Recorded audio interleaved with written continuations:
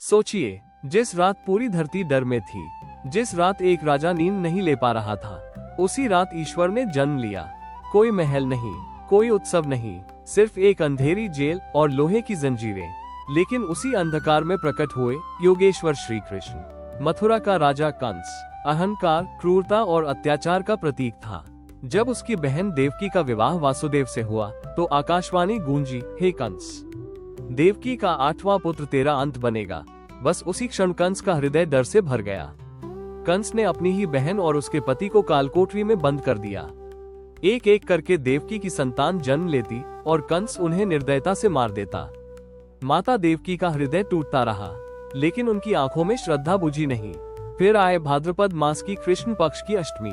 आधी रात, चारों ओर सन्नाटा, आकाश में बिजली चमकने लगी, बादल गरजने लगे और तभी कारागार दिव्य प्रकाश से भर गया।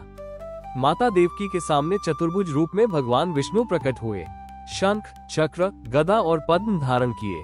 भगवान बोले, हे माता, मैंने धरती पर अवतार लिया है अधर्म का नाश करने के लिए। फिर वही दिव्य रूप एक नन्हे बालक में बदल गया। यही थे कृष्ण। वासुदेव की बेड़ियां अपने आप खुल गई। जेल के दरवाजे खुद ब खुद खुल गए।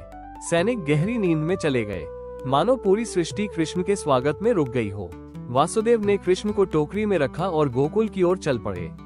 रास्ते में उफनती यमुना नदी थी, तेज धाराएं, भयानक अंधकार। लेकिन जैसे ही वासुदेव ने कदम रखा, यमुना स्वयं पीछे हटने लगी और तभी शेषनाग ने आकर अपने फन से कृष्ण को ढंक लिया। गोकुल पहुंचते ही नंद बाबा के घर एक कन्या जन्म ले चुकी थी। वासुदेव ने कृष्ण को वहां रखा और कन्या को लेकर मथुरा लौट आए। जैसे ही कंस उस कन्या को मारने आया, वो आकाश में विलीन होकर बोली, हे मूर्ख, तेरा काल गोकुल में पल रहा है। कंस समझ नहीं पाया, जिसे वो ढूंढ रहा था वो कोई युद्ध करने वाला राजा नहीं, बल्कि गोकुल की गलियों में माँ यशोदा की गोद में हंसता हुआ एक बालक था।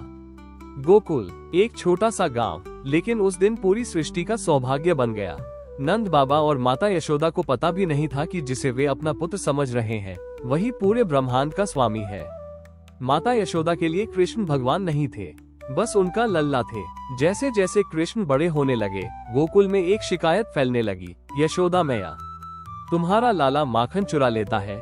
कृष्ण घर घर जाते, मटकी फोड़ते और मुस्कुराकर कहते, माखन तो मेरा है। लेकिन ये माखन चोरी नहीं थी, ये संकेत था, जो मन शुद्ध हो, ईश्वर उसी के घर वास करते हैं।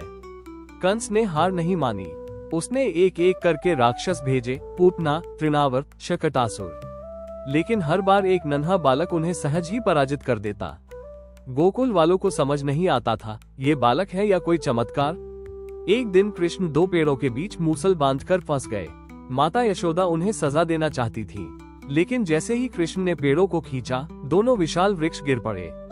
उनमें से 2 दिव्य आत्माएं मुक्त हुई। कृष्ण ने सिखाया, बंधन शरीर का नहीं, अहंकार का होता है। यमुना का जल विषैला हो चुका था। एक भयानक नाग कालिया नदी में रहता था।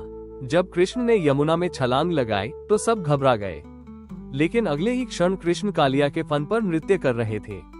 कालिया ने क्षमा मांगी और यमुना फिर से पवित्र हो गई। इंद्रदेव अपने घमंड में गोकुल पर प्रलयकारी वर्षा ले आए। सब भयभीत हो गए। तभी कृष्ण ने अपनी छोटी सी उंगली पर गोवर्धन पर्वत उठा लिया। 7 दिन 7 रात पूरा गोकुल उस पर्वत के नीचे सुरक्षित रहा। और तभी सब समझ गए, ये कोई साधारण बालक नहीं है। समय आया जब कृष्ण को गोकुल छोड़ना पड़ा। माता यशोदा की आंखें नम थीं। नंद बाबा मौन थे, लेकिन कृष्ण जानते थे उनका कर्तव्य उन्हें बुला रहा है। कृष्ण गोकुल से गए, लेकिन गोकुल कृष्ण के हृदय से कभी नहीं गया। गोकुल सिखाता है, भगवान सादगी में मिलते हैं, प्रेम में शक्ति होती है और भक्ति में चमत्कार। कृष्ण ने गोकुल में रहकर बताया, ईश्वर बनने के लिए पहले इंसान बनना पड़ता है। अगर आपको भी गोकुल की ये लीलाएं दिल से छू गई हो, तो कमेंट में लिखिए जय श्री कृष्ण। वीडियो को लाइक करें और ऐसी ही भावनाओं से भरी कथाओं के लिए चैनल को सब्सक्राइब जरूर करें, क्योंकि गोकुल सिर्फ एक गांव नहीं, वो कृष्ण की मुस्कान है।